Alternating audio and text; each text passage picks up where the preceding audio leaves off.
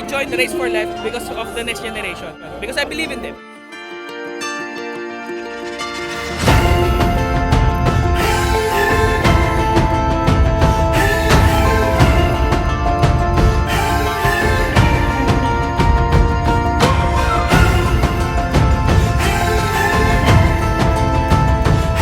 Sobrang sarap lang na makakita ka ng mga scholar din na tumatakbo papunta sa future nila.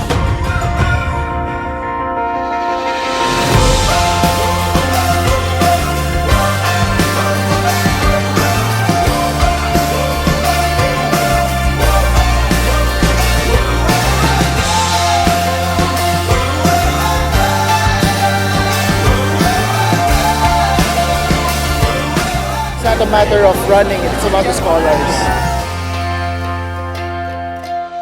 Sa isang student na matulungan natin na will give them hope. This student will become someone great in the future, and this student can impact his cities, even nation, even the world.